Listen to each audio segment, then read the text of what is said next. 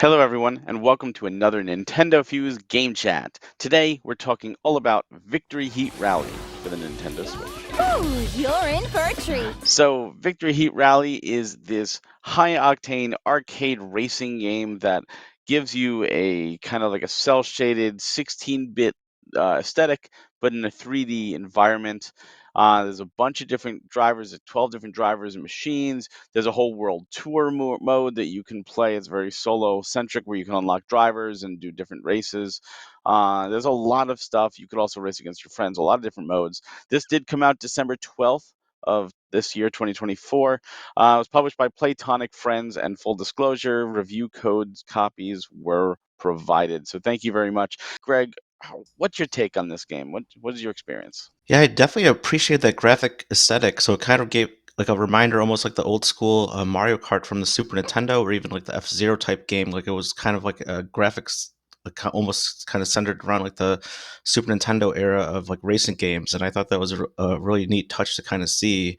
And then they even had like obviously some like the more modern effects were like in like Mario Kart 8 Deluxe, you get to see like the little wind kind of coming right into your face. So that was kind of another interesting aspect of it. And that was, I almost think that at some points it was kind of excessive and almost somewhat annoying to deal with like the wind effects, but like it didn't actually like boost like your car to make it go faster. But in terms of like the actual game, I appreciated it kind of showed you like a little like tour, like to give you like a viewing of how like the courses play out and some of the controls, because there's a lot like a number of the side missions kind of explained, like to say like, oh, either avoid all the obstacles on the course or actually hit all the obstacles on the course, or do like various different challenges kind of centric around to the style of game that you're looking to play there. But there is like the standard race mode where you just race against a number of other drivers. So I did complete the first few worlds of the game. I think there's like 3 Grand Prix to unlock a second cup, I guess, where it's another section of 3 Grand Prix.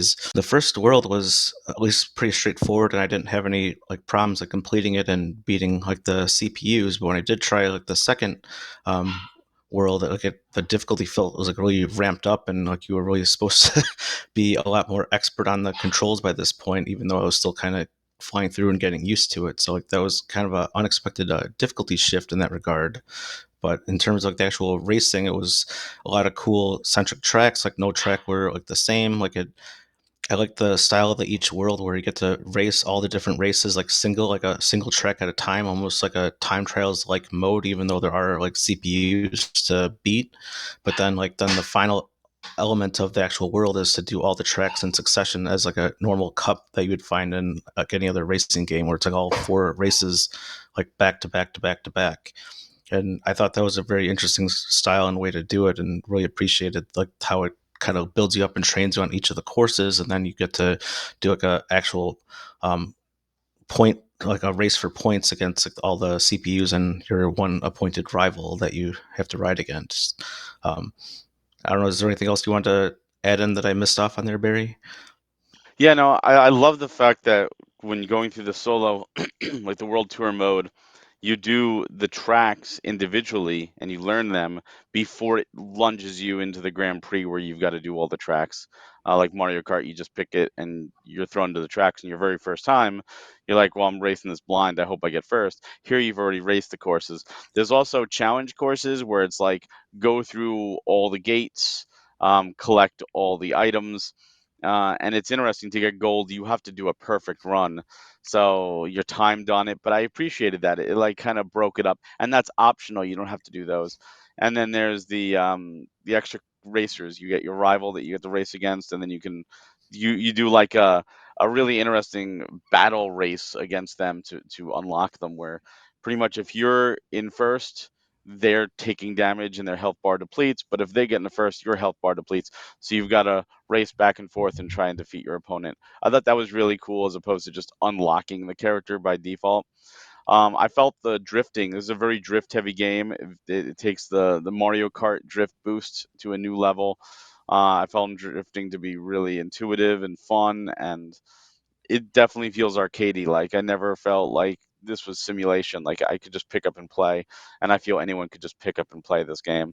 The game is $19.99 on sale right now. It's 20% off. Normally it's $24.99.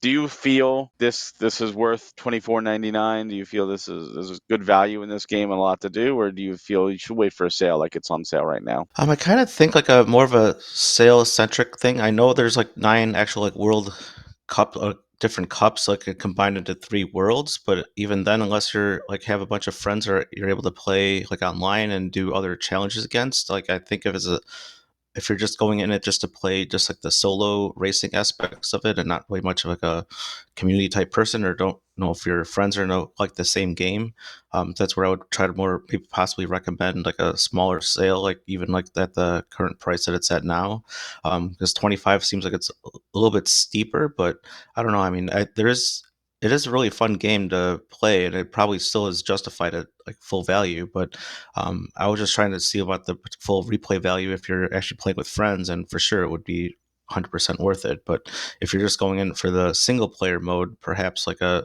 least slight sale or something might be more up your alley, though. I could agree with that. I think the game is fantastic. I think it's a lot of fun, and I do highly recommend it, especially if you like racing games. It is it exceeded all my expectations when playing it. I do think 25 is a little high. However, if you watch the trailer, if you see the gameplay we're showing here, if this looks exciting to you, then you're sold. Then it's worth 25 to you. If you're a little unsure, wait for a sale. Like I said, it's on sale currently right now as of the time of this recording, and that sale goes until the 2nd of January. Then jump on it at that price. I do think this is a great game, and if you're a racing fan and especially nostalgic for that 16-bit racing era, you can't go wrong. This is a fantastic, fantastic experience. So, with that, we want to thank Platonic Friends for providing us codes. Thank you so much for that. Really appreciate it. And again, if you like content like this, you like other game chats, you like podcasts, we have a bi weekly podcast, interviews, a bunch of other gameplay videos. Please go to NintendoFuse.com and follow us here on YouTube. Subscribe, Nintendo Fuse on YouTube. Thank you, Greg, for joining me today, and everyone for watching, and we'll see you next time. See you next time.